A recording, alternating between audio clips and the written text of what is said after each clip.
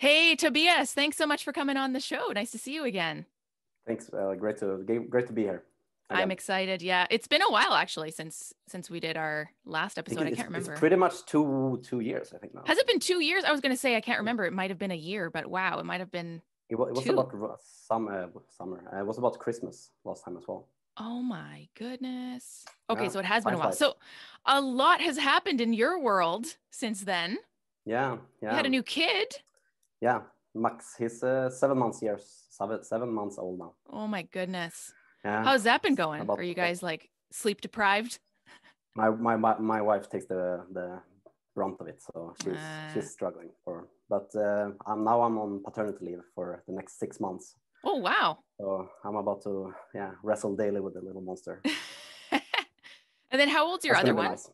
Still pretty young, He's right? he's turning 4 in February. Turning 4. Wow. Yeah. Busy Uh, household, eh? yeah, and just as he starts to sleep during the night, then we get the second one who does not sleep during the night. So Of yeah, course. Of course. we're looking forward Uh, to him growing up a bit now. I know, I bet. So what else has been going on? You're still you're heading Athlegan. You've got a lot of projects happening there. Yeah, What's going on too there too in that many. world? So I've started to take it a bit more seriously lately. So Oh, I this year in June I registered like a proper company. It was oh, like a sweet. sole proprietary thing. Yep. Mm-hmm. Now it's a actual company, and we're actually about to have our first employee now. So that's Oh, gonna be nice. that's exciting. Yeah, very cool. So the team is growing, and I have so many people who are helping me out, and too many to mention by name, but yeah, that's really That's making the whole amazing. thing work. Yep. Yeah, it's awesome. So you're doing coaching, you've got your Facebook group. Yeah, Was and there we like an are. in-person thing that you were going to do and then the pandemic kind of Yeah, so messed that up? we were trying to do a retreat kind of thing every year. Right. So we started in Berlin 2 years ago now. Yeah, Uh-huh. so the autumn 2018 in Berlin, and then we were going to do Edinburgh, Scotland this year, but yeah, this didn't really Yeah. work out. Shit But happened. we'll do it next year, and Got we're going it. to do more of that. And we are about to release our first app as well. I didn't know It's you going were to be making an exciting. app. Yeah, so that's going to be very cool. So it's No way. if you really like to get nerdy about numbers and diet and stuff like that and tracking your metrics, this app is going to check a lot of boxes, I think. Interesting because this is actually Yeah. some of the stuff we talked about in our first conversation about inputs Yeah, and yeah. outputs and goal setting and metrics and Yeah, huh. that's what gets me going. So, Yeah. Well, that's mm, really cool. It kind of relates to what we're going to talk about today. I I guess, yeah. think today is going to be maybe a little bit more bullshit busting, but we're still talking about, it being the beginning of 2021. People are setting goals. People are figuring out what do I want to do this year. It's been kind of an interesting 2020. So a lot of people I think are in kind of like renewal Interesting is a mode. good word. Yeah, Yeah, yeah. I Interesting like is that. like in air quotes, right? Yeah, yeah. um, so yeah, why don't we jump in? We were just kind of going to see what happens and talk about goal setting, a little bit of myth busting about the whole new year, new you concept, which I think we're Yeah, both yeah. on the same page on. Do you have an area that you want to start in, like maybe the new year, new you concept? Well, one thing that gets me is this like waiting till something happens. The diet starts on Monday. I keep hearing that, Oh, this yes. Monday or next month, like the end of this month, this is Yeah, gonna right. get started. And it really gets me because like if this is a goal that you want, like you want to lose weight, you want to build muscle, whatever, and it's Thursday, if you get started now on Monday, you're gonna have 4 days of a head start. Yeah. I don't get it. So it's this postponing of something that you really want. Why not just get started now? If you want, it's what is it? 2 days more, 3 days till New Year's from Mm-hmm. now. Mm-hmm. Get started with the diet now if you want to lose weight. Don't wait till January 1st. That's so true. Yep. So diet starts on Monday, goals start on January 1st. Yeah. After vacation is usually a big one as well. Like you come home, you watch Yeah. your videos. That's such a good point. And I think also if you're able to create new habits, Yeah, before the yeah, yeah, supposed ideal time, they're yeah, probably yeah. going to be more bulletproof, right? So that's a good thing because people think that they're going to start something, they're going to run through it, then they're done, and that's it. But Right. like you're touching upon now, like I mean, it's all about building habits. The first couple of weeks, you're gonna fail so miserable. So there are many times that you're gonna want to quit. But you know, it's all about failing and then learning from that and getting back at it and like building these habits over time. I think we touched upon that last time as well. Like with James, we're both fans of James Clear, right? And his habit Yes. formation. Big James Clear nerds. Yep, yep. Yeah, absolutely. I actually just read a book.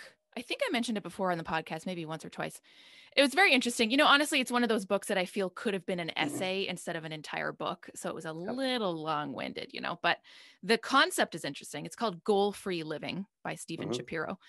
And so it's kind of an argument for why we might be better off not setting goals at all. And I know there's different views on here, like maybe you should set goals, but just make sure that there's certain metrics in place so that they make sense.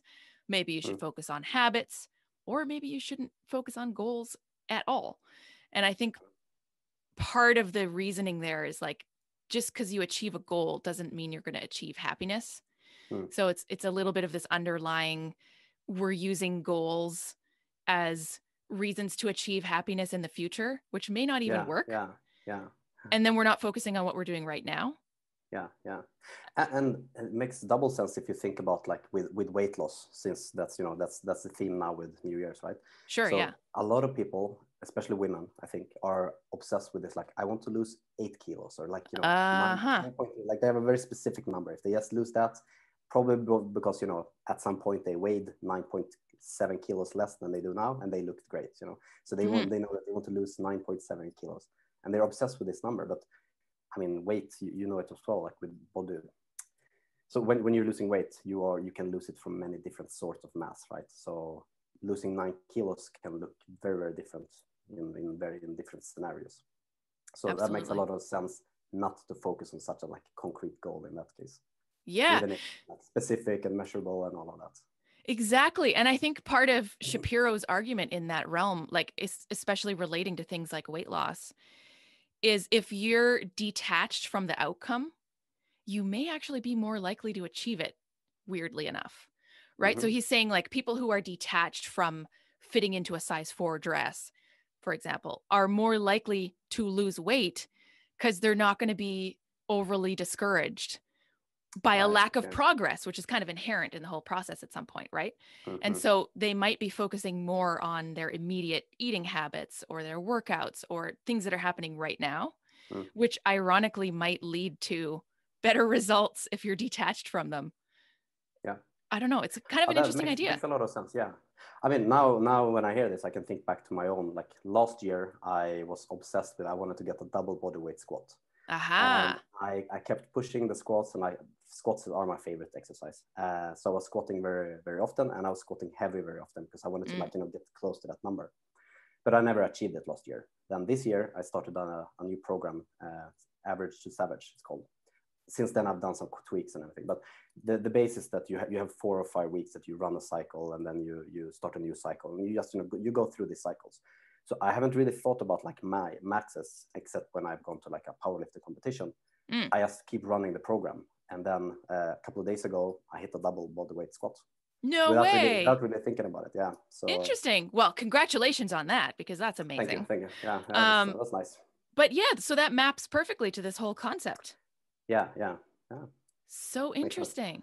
So Just where are focusing on the you then? process. Sorry. Yes, the process exactly. Yeah. Where are you on this kind of like it's not a trajectory, like a scale almost, like do you set a lot of goals? Do you do more like themes or aspirations? Are you really focused on habits? Like what's your process right now? Well, that depends a lot on the area, I think. Okay, right. So like basically outside of the world of like vegan fitness, Uh-huh. I tend to break down my life in like relationships, my family, and like my hobby and work and fitness and all of that, and then I try to make sure that I'm progressing in all the areas. And Hmm. I think that's the most important thing for me, to progress. Like if I would feel that I'm standing still, nothing will be happening for the coming 10 years. I would be a very miserable person. So I need to Fair feel that enough. I'm always progressing. Like I get closer to my wife. I see my children are growing up. I'm getting stronger. I'm whatever. Everything needs to progress for me somehow. Hmm. I think and then the way I run Athlegan right now, the company, I do set up goals. Very like, concrete goals. Like we want to hit this number. We want to get that kind of engagement and so on. Just because I think it's easier for a team of people to get together. Like, if this is the number, we want to get, that much revenue, we want to get this many, engagement, whatever. It's much easier to get everyone to work towards the same direction. That's a really good point. And it makes sense. Yeah. Otherwise, I think like for my training and stuff, I'm more focused on the process. Like I want to focus on every week. Like this week, I'm going to focus on my hip position in the bottom of the squat, or like, how I put my hands. Now I want to think about this, or like, always trying to improve something.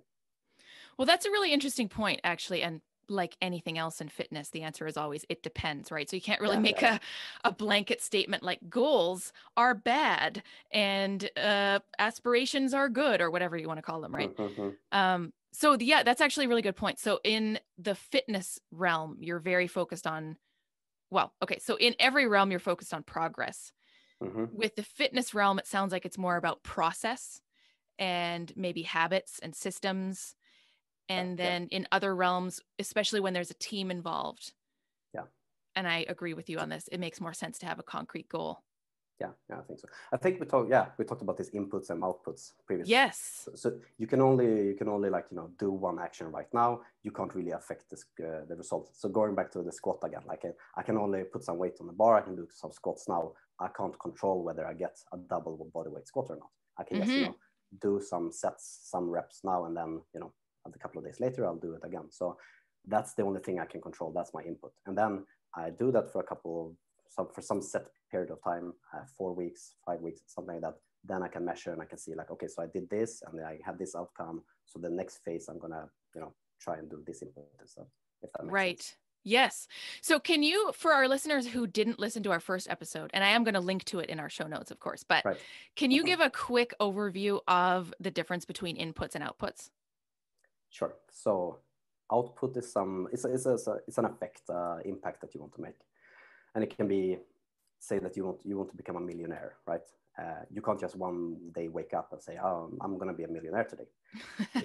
Wouldn't that be nice? That would be nice, yeah. But instead you have to think, okay, so I'll go to McDonald's and apply for a job and I flip some burgers. So I do that for a month, and then I check at the end of the month. Okay, I earned this much money. So getting to become a millionaire is going to take me, I don't know, 75 years if I save my money well. So, okay, so that didn't work. So what do I do next? I try to do a job here. I try to start a business there. Like, you can only do the actions, like the input, flip the burgers, try to start a business, whatever. You can't really control the outcome. So you do the input, you evaluate, you see what kind of output you get, you compare that to your expectations, and then you see what different actions you have to take, what different input you have to give the next phase. Got it. Yes. So another example, I assume, would be something like weight loss, where the output is the number on the scale. You can't just walk up to the scale and will it to show you a specific number, of course. Yeah. So that's an output because you are not in direct control of that outcome, whereas you are in control of your inputs, like your diet, the number of workouts you do, length of time you walk every day, et cetera, et cetera. So, so is that kind of your approach to your own training then? You're focusing on inputs, basically. I think that's my approach to very much in life, actually. Okay. Yeah. Interesting. And so when you do set goals, like with the business, for example, do you then translate those goals into inputs and habits and then make those the main focus? So we have within Athlegan, we have a weekly meeting. So we have every quarter, we have these goals that we want to achieve, and usually like 3 or 4 goals broken down into some KPIs, some metrics that we keep track of. And then every week we have a meeting and we have a look at what's ahead of us and how are we doing with these numbers. And then we convert that into actions. Okay, so we tried to do these stories on Instagram last week and they didn't pan out very well. So this week, let's try to do this instead. And then we, experiment and we learn and we get better and better over time. Love that. So that approach could be used basically anywhere. I mean, you could have this goal, something that you want to aspire to, but then you got to break that down into your inputs, into your kind of shorter term habits. Yeah. And I guess you have to take care of also like how you measure things. Like in the Oh, that's a example good of the point. weight loss. In the weight loss, like if you step on it in the scale and you see that, oh, I lost 1 kilo from yesterday, that doesn't mean that's not necessarily good, even if you do want to lose weight, because that kilo, again, coming back to the question about, maybe we should clarify, because I don't know if you get this as well, but I take some things for granted, which I really should not, and they are not super clear. So with a question of body composition, like your body consists of many different types of mass. Like the most interesting thing for most people are like muscle mass and fat mass, right? But you also have water mass, you have digestible mass, you have bone mass, and so on. And some of these things change more rapidly than others. So if you're eating very little foods, you're starving yourself, of course you're going to lose fat from that. But since you're also probably taking in less carbohydrates, then your glycogen stores, and thereby your water retention will also drop. So you will also lose a lot of water, but you're also going to lose probably a lot of muscle, depending on your training. Right. Protein. Good point. So you do like a diet, a strict diet for a week. You lose, 3 kilos from Sunday to Sunday. Step on the scale, and you're very happy. But a large part of that might be just water having gone away, and you lost a lot of muscle, which is very hard to build. So that might not be the best thing. So you should take care also of how you measure these things that you want to achieve. That's a really good point, actually. Yes. So something like weight, like body weight, is probably actually not detailed enough to be a useful measure, especially if you're somebody who strength trains. Yeah. So it's a very crude metric. I mean, it's one tool in the toolbox. Sure. Yeah, but another could be like if you want to lose weight because you want to look better, I mean, step in front of the mirror and see if you're looking better, or take progress take photos. Yep. Yeah.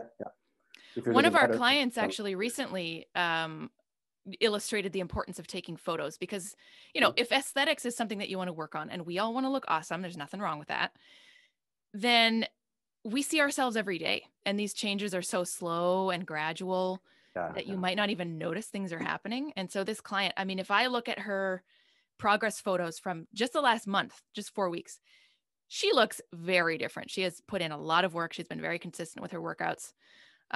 She's in Sweden, actually. She's our second client, I think, in Sweden. She's doing awesome. Wow.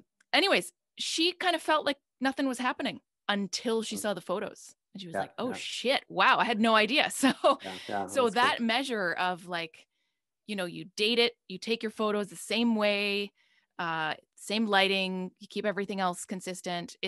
That's actually a pretty good measurement tool. Yeah, for sure. It's really, really good. I mean, then you're exactly measuring the thing that you want to affect. So exactly. It makes a lot of sense. Yeah, absolutely. And she might step on the scale, and the scale says like, nope, nothing has happened. You're the same. Meanwhile, she's been building muscle, losing fat, everything's going great, but the scale. Precisely. Don't even get me started on the scale. That's just a giant rabbit hole right there. Yeah.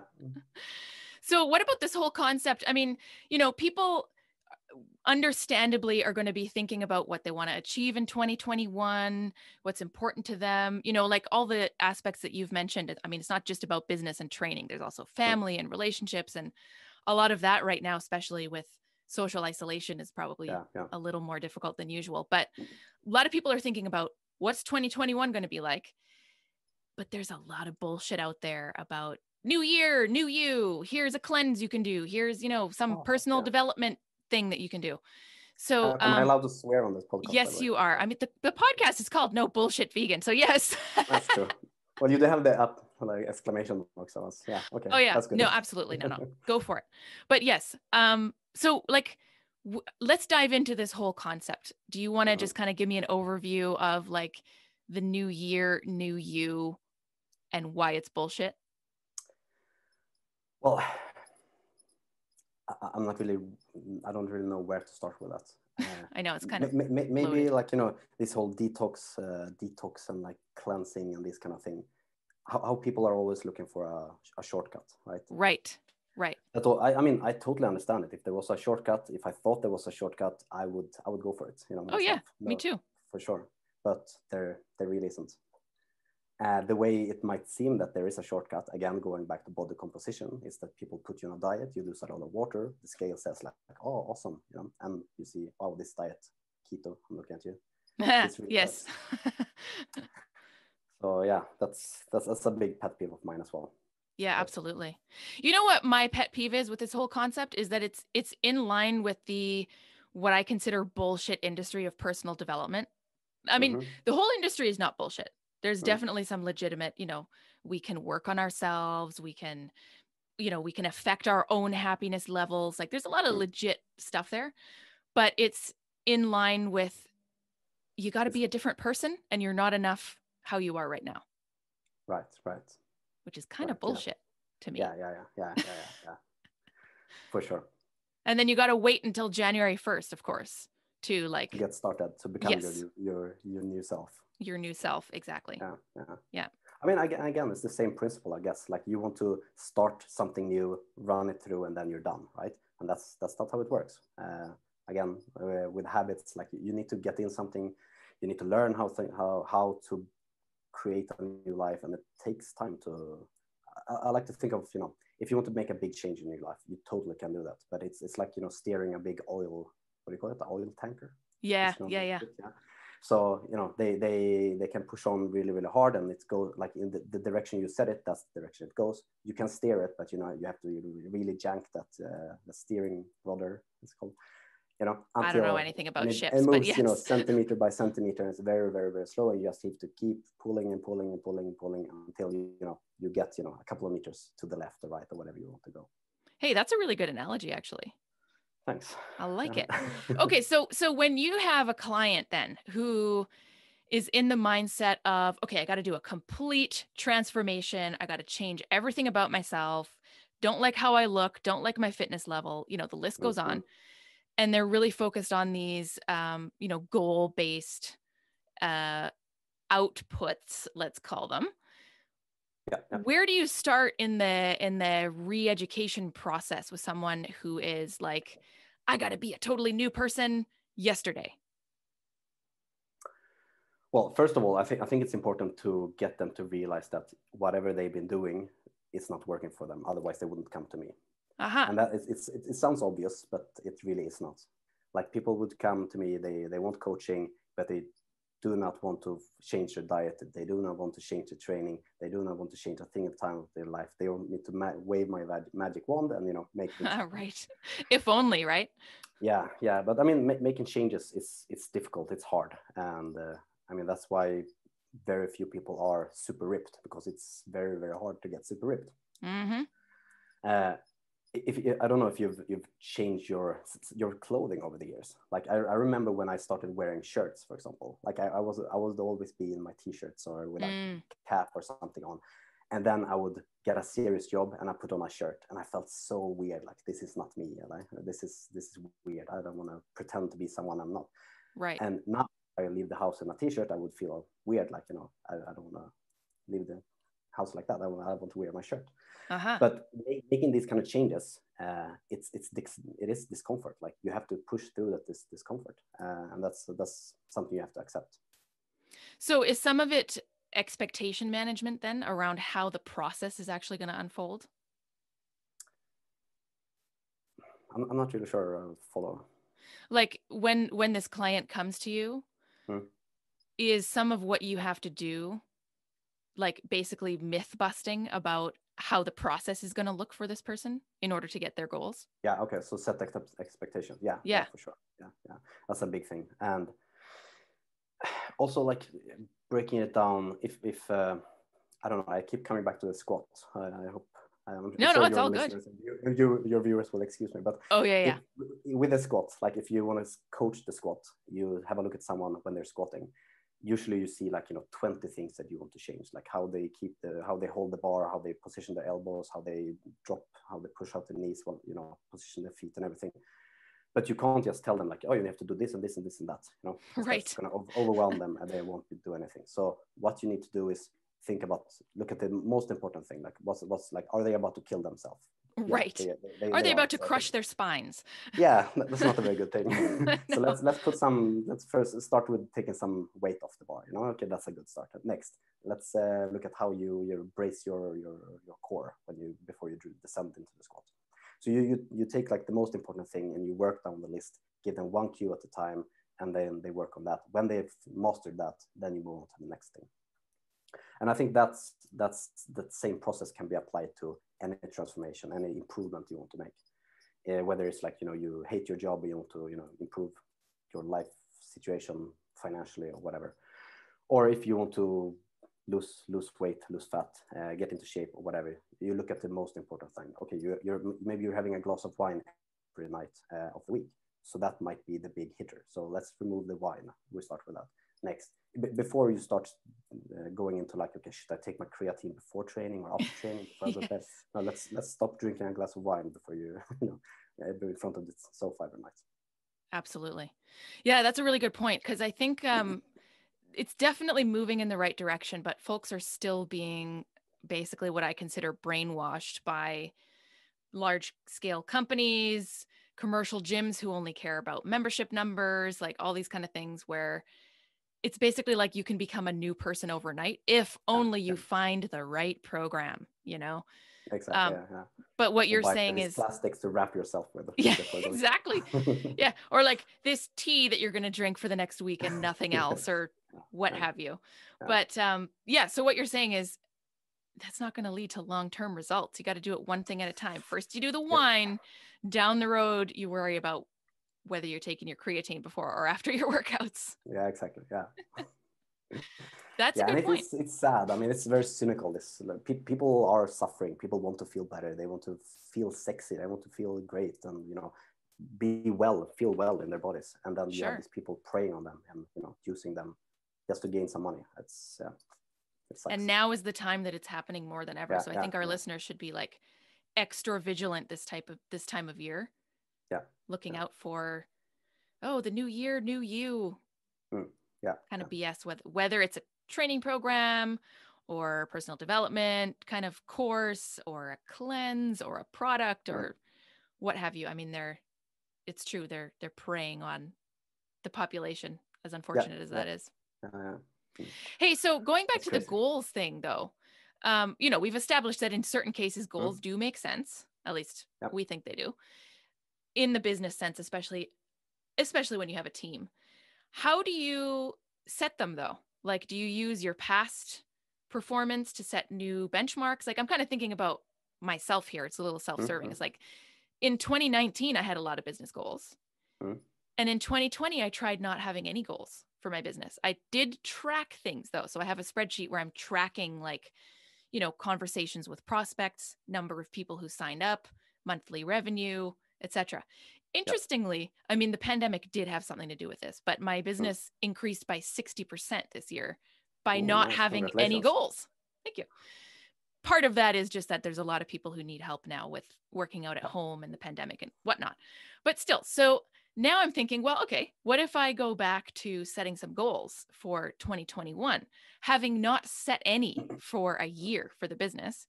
Where do I even start? Like, what do I know is going to be a reasonable and interesting goal for me? Interesting.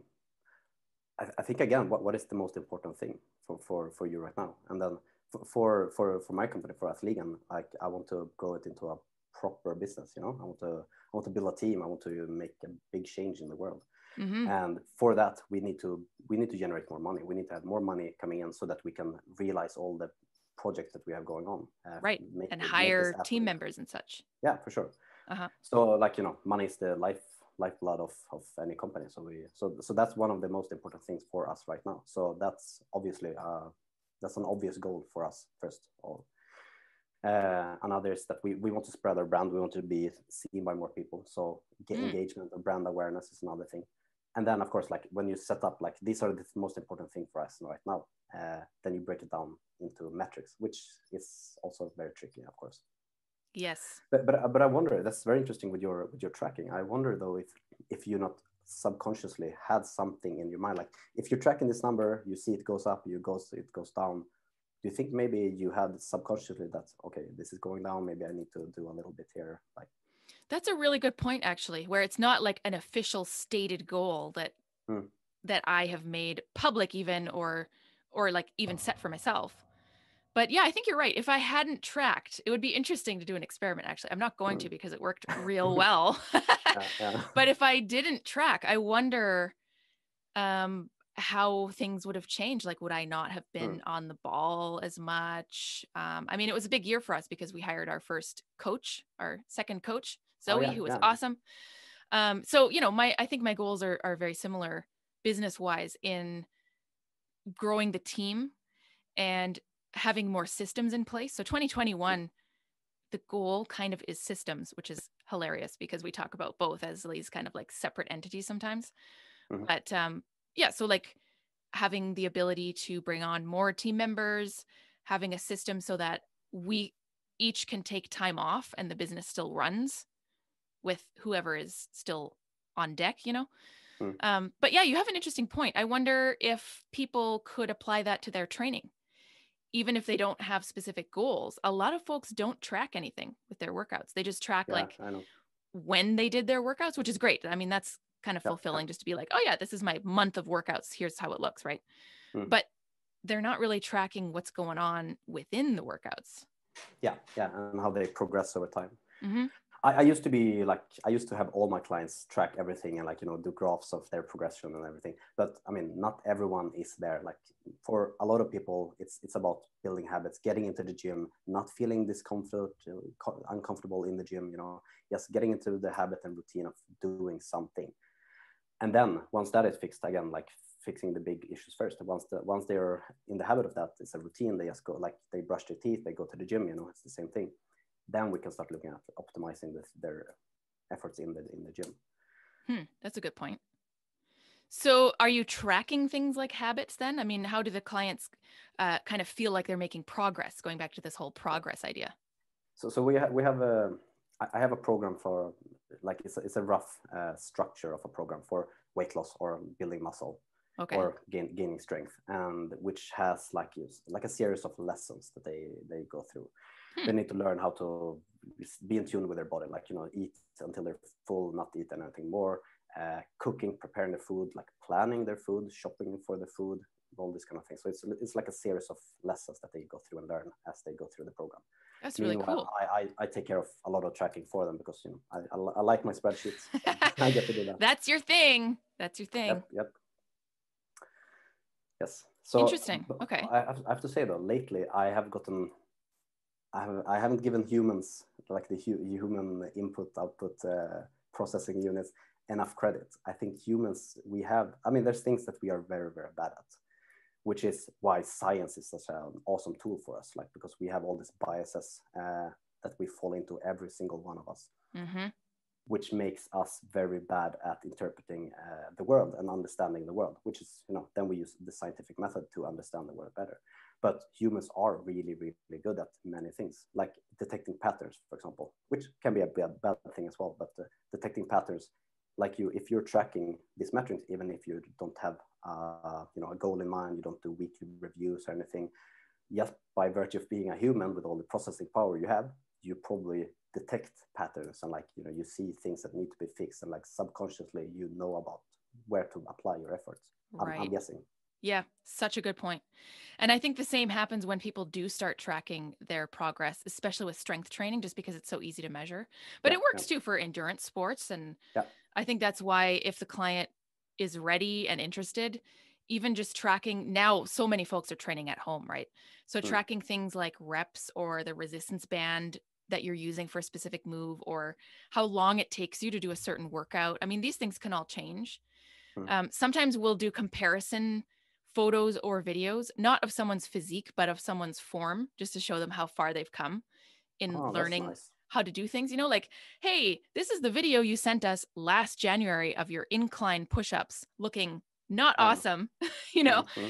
now you're doing full push-ups with perfect form on the ground. Like, you Awesome. know, Yeah. yeah. Oh, So, I really like that today. I might steal it from you. oh, steal away, steal away. That's It's brilliant. really good. So, I mean, if clients are sending you these things anyways, Yeah. we're not doing this for every single move, but with really big ones like squats, for example, you will Yeah. appreciate that. That's brilliant. Especially if you can see that someone's going to really have a change in their form. Yeah. There's Yeah. things that you got to work on. If their goal, like in this case of the push-up, we had someone whose goal it was to do like proper on the ground push-ups with really, really perfect form. Mm. And so we tracked it and made a little video, and kind of like the really slow physique process, you don't really notice. Yeah, You yeah. remember like, oh yeah, a year ago I was doing incline push-ups. Sure, fine. But then when Mm. you see the videos right next to each other, you're like, oh shit, this is actually a big difference. That's great. I mean, again, then you're tracking exactly what they're after. So I Right. really like that. Exactly. Nice. So I think folks can use this whole concept of, even if there's no big scary goal or official goal, if you're tracking things that A, make sense, and B, are important to you, Mm.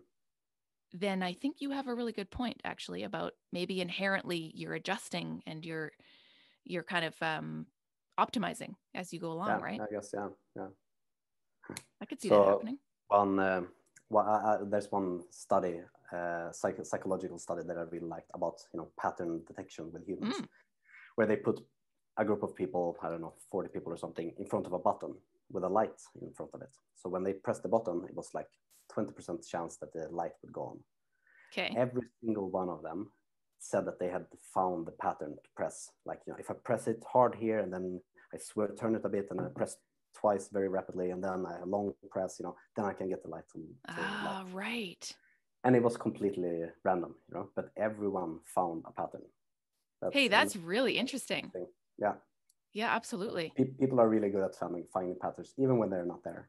Yes. And people are also really good at missing information. Like when So we yeah. imagine things that are going to happen in the future, Hmm. for example, when there are aspects that we don't imagine happening, we just assume they're not going to happen. Hmm. But it's basically Yeah. just because our brains didn't conjure them up. Yeah, yeah, yeah, yeah. So, and the pattern thing though, that makes sense based on, Hmm. like our evolution and survival in the wild, Sure. and Yeah, yeah. finding food and avoiding predators and whatnot. Yeah, yeah. That's where everything comes from, of course. Yeah. Yeah, Yeah. but it's not very scientific. Hence the scientific method. Yeah, I mean, so it's a very useful tool, the scientific method. And I mean, you don't have to put on a lab coat and a stethoscope and, mix different colored bottles or something just to be a scientist. The scientific method is pretty simple. Like, you form a hypothesis and you devise a way to test it. You do the test and then you evaluate, more or less. Absolutely. So, Hey, so that's actually an interesting thing. So when someone, whether they're a client or someone in your circle, let's say someone in your Facebook group, for example, when someone has preconceived notions or they have certain beliefs about, like detox is work, mm, detoxing is a legitimate thing, which of course it's not.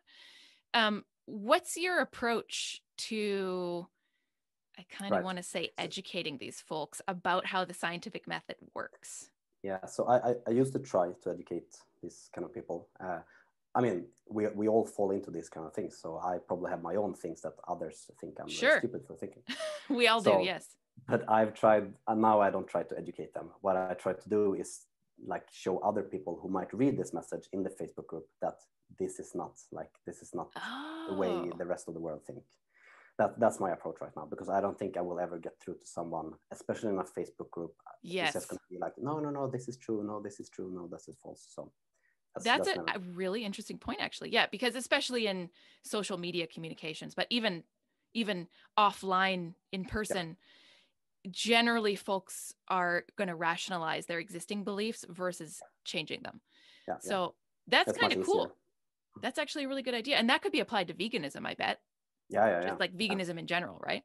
yeah, yeah. So yeah, exactly. That's the same. When someone comes at me for challenge my belief that whatever we have always eaten meat and we need the protein, whatever. Right. I never assume that I will be able to convince him, because it's usually a him.